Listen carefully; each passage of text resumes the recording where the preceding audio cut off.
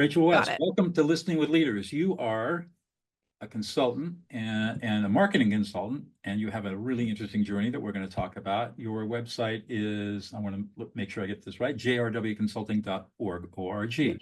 And you're based in Knoxville, Tennessee. Tell us a little Yes. bit about yourself and your backstory. Yes, you've alluded to my interesting story, but I started out born and raised in Knoxville. I have my bachelor's from University of Tennessee, and then I went overseas and got my master's in marketing communications from the University of Westminster in London. And so from there, I've had this interesting journey where I was former vice president of an international consulting firm in the UK, working with international folks from all over the world. My team was amazing. And of course, again, all over the world, very international. And then of course, COVID happened. And so the wonders of COVID, as we all remember. And so I actually ended up back in the US and found a new job here. And it was very toxic. It was a really bad environment. I was bullied by my boss, which if anybody's and that's been in that situation, it's so disheartening. You lose your passion for what you're doing. Marketing is clearly my passion. I have 2 degrees in it, 10 plus years in the industry. And so it was very difficult to show up for work and be excited for what I wanted to do and what I wanted to accomplish. So dealt with that for a few years. And finally, I just made the decision to incorporate my own marketing agency. And that became my new passion. My new goal was to find clients that really need not just necessarily marketing help, but are willing to have that education, that foundation of this is why it's important to have your brand. This is the reason why I am so persistent on figuring out who your target audience is, because all of this it's a snowball effect. It's gonna roll down the hill and it's gonna be amazing when you get to the bottom. And so that's why I'm so passionate about this, because I work with so many small entrepreneurs, specifically women entrepreneurs, who they don't have that business foundation, but they're like, I started this jewelry company because I want to help people express themselves. Or I started this landscaping company because I love flowers and I want to share that with the world. But I don't know how to find people. I don't know how to talk to them. I don't know how to communicate with them. And honestly, I'm not interested in learning how to do that. And so that's where I love to come in and say, here, you don't worry about a thing. Like, you do your passion, you go plant those flowers, make that yard look amazing, design that new jewelry, and I am going to be here in your back corner just doing the little elf. I'm Santa's little elf, and you're obviously Santa. So go out, do what you got to do. And that's really where I love that. I love seeing small business owners or SEMs really grow and take off and find confidence in what they're doing and who they're talking to. Yeah. You answered the next question, which what is it that gets you up in the morning and gets you excited? Yes. So Yes. what you're saying is you get enormous satisfaction out of taking small business owners, particularly women business owners, and helping them thrive and grow by Absolutely. helping them brand themselves, find their target audience, and then find out where the audience is and be there so the audience can learn and be served by and benefit from the work that your clients are doing. Exactly. And again, it's one of those things where I have been very fortunate, and I understand my privilege of being able to go to university and learn and study these concepts. And so I've been very fortunate in that aspect. And so when I work with clients, I want them to feel comfortable asking what they might consider silly questions, but for me, it's they're the only silly question is the one you don't ask. That's right. And so I'm like, let me teach you if you want to learn. I have some clients that are like, just do it, you know. But again, it's for me, I love that educational aspect behind it as well, because I feel like nowadays that's missing in business. We've got the how, but we don't always remember the why. And so when we can incorporate that back into what we do every single day, why did we start a business? Because we wanted to help people. And so when we can bring that back into what we're doing daily, the passion is just going to seep through us and seep through our business. And that's the key for me. So What's your target audience? My target audience is anybody that's looking for, so anybody being business owners or businesses, brands that are looking to really elevate their online presence or build their thought leadership. So that's where I'm at right now. And when I say thought leadership, I'm using that interchangeably with personal branding. Mm. So I know thought leadership for some is like a new term. So that's why I wanted to just clarify that it's personal branding, but yeah, just scale and grow your online presence. That's who I'm So looking that so to that help. people find you online, or actually they don't find you. You put yourself in front of people Yes. who might be interested in what you offer, and then you build a relationship, and hopefully at some point in time they decide that. Yeah, absolutely. Yeah. For me, relationships are the basis for business. So it's Now, without that. how do you help people find their target audience, or multiple audiences in some cases, I'm sure. Yeah, sure. For me, again, it goes back to education. So the way I come at it is I will, excuse me, I want to learn everything about that person, their business, their values, their mission. Why are they on this trajectory? Why are they doing what they're doing? Who do they want to help? Because a lot of it stems from who do you actually want to help?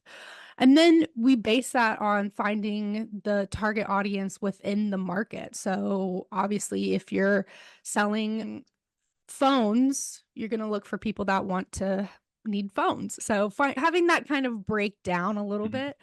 And then actually, someone brought up this point. They were like, Rachel, you keep mentioning market research, but what is that? What does that actually mean? And this was a light bulb moment for me because obviously I grew up, or not grew up, but in college, everything's research, everything's paper driven, like cite all your work, everything. And I had never realized that might not have translated over when I was speaking to clients. And so when I was able to change my language and change the way that I talked about finding people and finding your niche, finding your target audience, that's really been like a very powerful thing for me. And so now I try to always say, Google is your great friend. If you want to clean apartments, go to Google, search apartments near me. They've probably got a phone number on there and you can just call them. So market research can really be anything from using statistics all the way down to simply Yeah, looking on a map. I have to agree with you. Today, there is so much data that you can accumulate. I've been doing, for the last 4 or 5 months, been doing um, testing messaging on Facebook and letting the algorithm find the audience. And interestingly and surprisingly, different messages for what I do resonate with different people. If you're a woman over 60 years old, one message will resonate. If you're a man 40 years old, a completely different message resonates. But it's Yeah, all the same because I teach people how to stop fights and arguments in their lives forever. But how that is messaged really depends upon who you are and what your demographic is. We never exactly. realized that. And now Right. we're starting to use that data to target people. And without that data, how would you even know? And the other aspect of that as well is when you begin to segment your audiences, not only are you able to communicate better with them, but you're also able to really create a solid sales funnel that actually There you go. people want that. They want to open your emails. They want to crave what you have to say because you have segmented them so far Right. that they're like, "Oh, she's actually talking to me. Like the what Exactly. she's sending me products. She knows me." Right. And so when you can build that level with people, that's where the magic happens. And so that happens with segmenting your audience. And yeah, exactly what you said. So what is it you think that's unique about you that you bring to the table that's different from every other marketing person out there, of which you've got a huge amount of competition? Yeah. What makes you different? For me, I would say that I've been very blessed to have a very international business setting. So again, working and living and somewhat thriving in the UK before COVID, and then obviously with COVID. But I would say I've also been to over 50 countries and I've worked with people from, like I said, all over the world. And so my passion really is understanding cultures and how we can work together through our differences. And you mentioned listening a lot, and I'll circle back to that. And that's actually something that I'm very proud of within my teams that I've developed and coached and trained is how can you understand someone's culture so that you can create better communication. And I know here in the US, we are such a multicultural community that it's really important that we understand everybody comes from a different place. And I'll give you one example. I had team members that were from Italy. And so I set the standard very up up front in our department meetings. And I said, all of our deadlines, everything is on an American deadline. So that means if the due date is on the 15th, you give it to me on the 10th. Not if it's due on the 15th in Italy, you might get it on the 20th. So having that standard, having that system of this is what you can expect. And as a leader, I had to adapt myself to all of these different cultures. I had to be able to adapt to each individual because I was also the only native English speaker. So I had to really understand their culture. And another example is I've worked with a lot of people from India, and they're amazing at what they do, but they seem to procrastinate.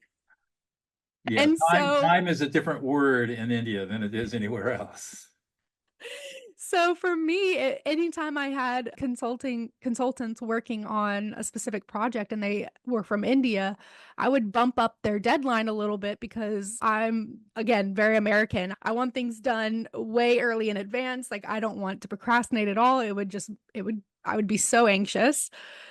And so again, that was me listening to their learning style, how they work, and incorporating that into the way that I managed my team. Because again, we're not cookie cutters. Every individual, every department, every business is its own culture. And so when we can understand that and really bring to light that we can work together. You know, you mentioned earlier about the fact that you're helping clients develop a relationship with their audiences. So the audience says, this business understands me and gets me, which is pretty important. I would say mission critical. How do you get your clients to that place where their messaging is so validating to their target audience that the target audience says, you're speaking to me? It's again going back to the learning and education, learning as much as you can about your target audience. And so a lot of times, depending on the size of their audience, it's as simple as asking questions. It's as simple as saying, "Hey, what can I do better? What are you looking for like from me?" And so it's honestly that easy. And so I've had many clients, and the other key thing I think is important to remember is that you can learn about people using random tactics. What do you mean by that? So one of the things that I personally love to post on my clients' social media pages is like, what GIF or GIF, however you say it, GIF, meme, what meme will describe you today?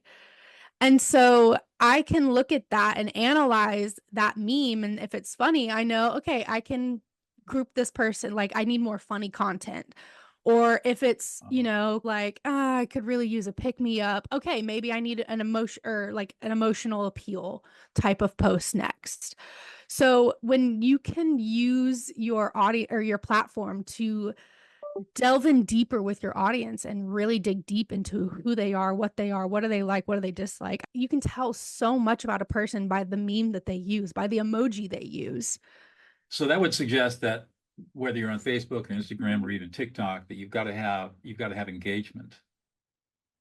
Yes, I think the big thing to remember is that no matter what size of an audience you have, you can still learn about them because even if you have 0 followers, you can still be posting content and seeing not necessarily engagement, but you can see how many views. And so you can still gauge where you're at depending on if you have 1 like or 100. And I like the idea that you say, so what GIF would describe you today? And then you're asking people to engage.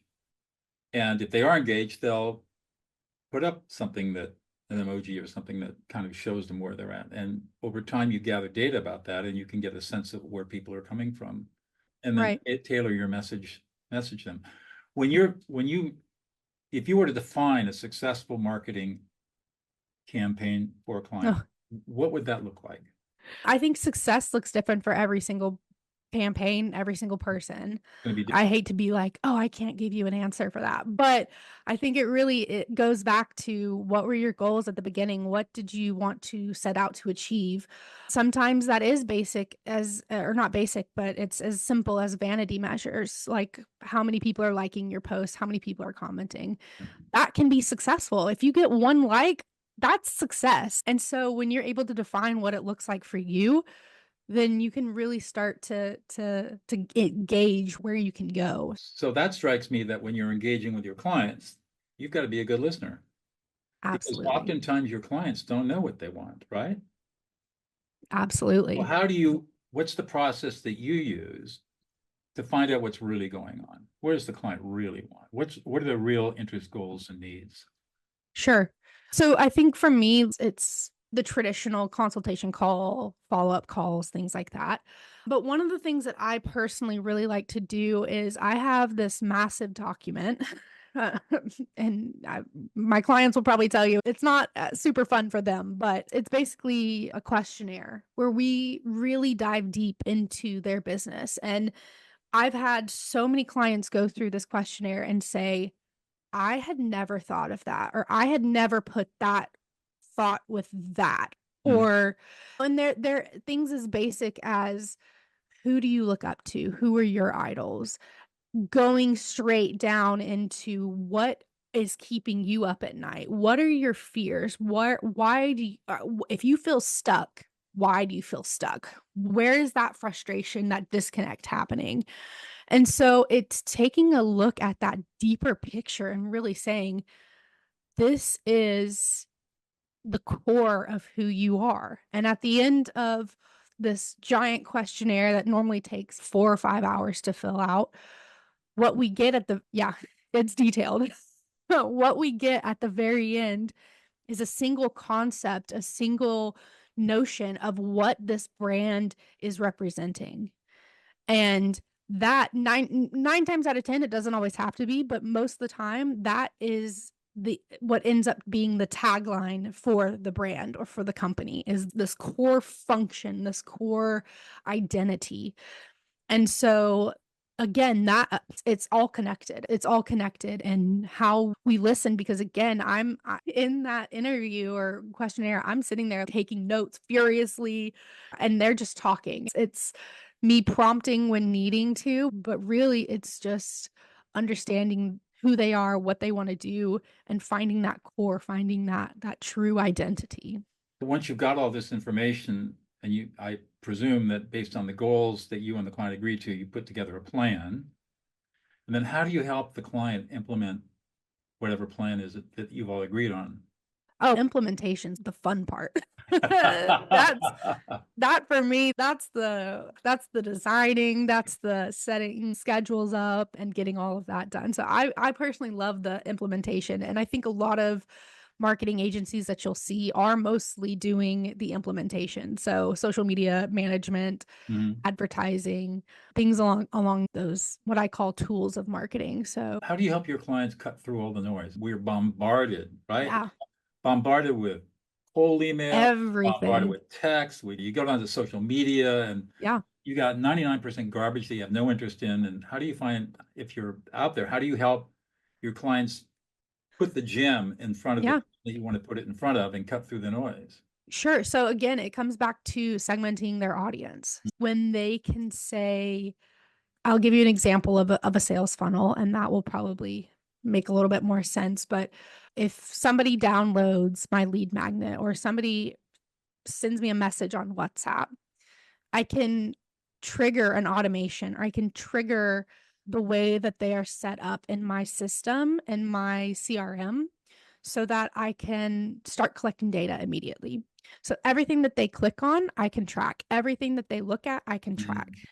And it's creepy what we can do nowadays. Oh, But I know. yeah, I'm sure you're aware, but you can even put like heat maps on websites now, Oh, yeah. and you can see, okay, People they're yeah, scrolling okay, to so here, they're clicking here, sure. their cursor went Five here. This is how star, long, absolutely. yep, this is how Uh, long they stayed on a page. I know I've got a platform I use now that when they come to the website, there's a script that captures them and links it to LinkedIn.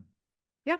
And so I've got their LinkedIn profile. I know exactly what they've looked at on my webpage. I got if they got an email address, public email address, I got their public email, or I got a phone that I can text to. I mean, Yeah. spooky. It's very uncomfortable when you get that, you Granular know, data, right?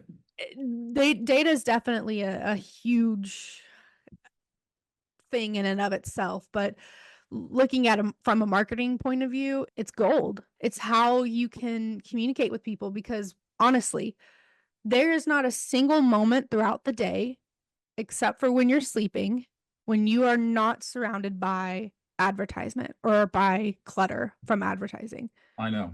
It's very distracting Yeah, and annoying. there's nowhere is safe when you think about it. My podcast with Safe Here. Yeah. Yeah. Now they'll probably put an ad right as we say Well, that. maybe on YouTube. I can't control that. Yeah, but really there's nowhere, and then I would say when you're sleeping, and then maybe in books.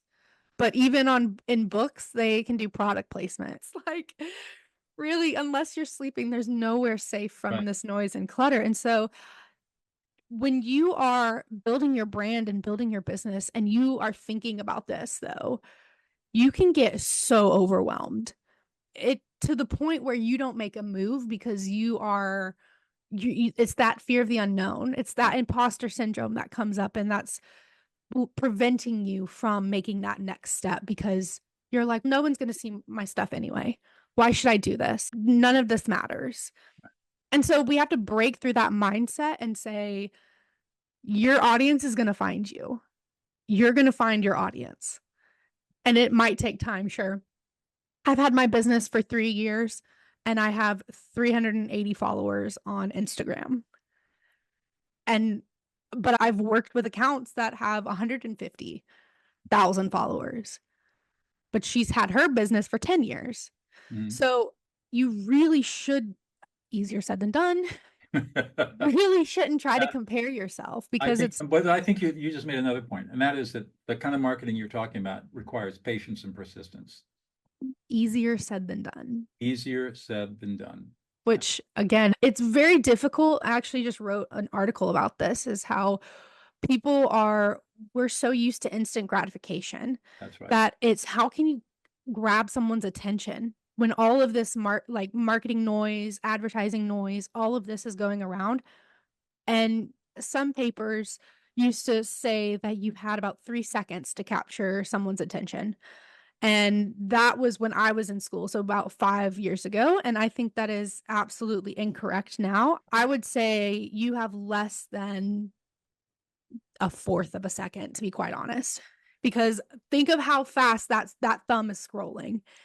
And if your message isn't boom, like immediate, no one's going to watch. I see all these YouTube advertisements that are like 10, 15, 5 minutes long. And I'm like, honey, like, y'all got to get it together, because ain't nobody going to be watching this.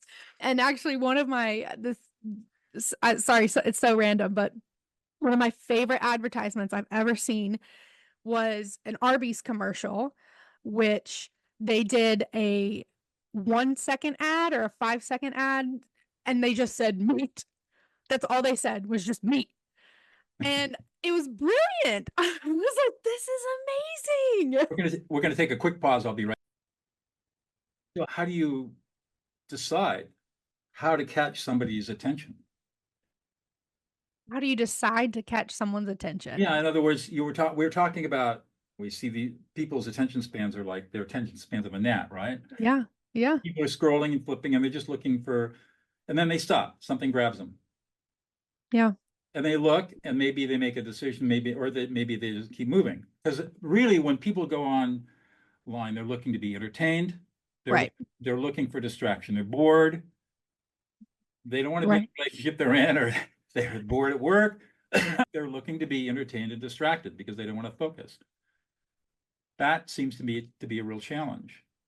Yeah, for sure. And I think a lot of it, again, it comes back to understanding who your target audience is and what are they looking for. For example, sorry, my cat is just decided to jump up here, but It happens all the time. it goes back to understanding what your audience is looking for. For example, mine is for my YouTube channel, I do a lot of educational posts because I think that it's a wonderful platform to show like actual how-to videos. And as a business owner myself, I have used that platform to do that. And so I like to carry that on. Whereas on TikTok, you get to see little bit more of my fun side. You get to see a little bit more of my jokes or my little quip. And so I wouldn't necessarily say that it's dependent on your platform that you're on, and it's dependent on your audience and what they're specifically looking for. And again, that's stuff that you have to test and you have to trial and error it. There you go. That Unfortunately. there's where the patience and persistence comes in. Exactly. Exactly. Because sometimes you're like, oh, this is going to be so good. There's so much information here. It's going to blow up. It's going to be viral. And then nothing. And absolutely nothing. And it's one of those, it's so difficult because I've had, again, some of my clients that have like thousands and thousands of followers. It still happens to them. It happens to everybody. And so when you can really understand and say to yourself, it's okay, moving on. Maybe you repost it again in a day at a different time. Maybe you change up the text or the hashtag that you use or the description. There's so many different ways that what's called A/B testing or split testing, And you know? you don't know until you do it. Exactly. Yeah, Amazing. because everything's so different. Everything's so different. I have one more question for you, and I'll let you go. Okay. Rachel, what is one thing about yourself that we would never know about unless you revealed it Uh, oh, there's a lot of embarrassing ones. to us? Doesn't have to be embarrassing. Maybe something, a hobby or an interest you have, or something Sure, I think that happened to you in life that is interesting. yeah, so I think for me, one of the things that I probably should share more online and more on my website is I'm a very like musically inclined person. And so I grew up in choruses and singing and doing all the things, and musical theater is my jam. Wow. So I'm a massive musical theater fan, love music, and it's something I'm really passionate about because, again, just like marketing, we can express ourselves through music, and it's a beautiful therapeutic tool. I understand. The one thing you wouldn't know about me is that I play jazz violin. There we go. So now we got to meet up and have a concert. There you go. Rachel, thank you so much for your time today. It's been a real joy talking with you. Hey, thank you so much, Doug. I appreciate it.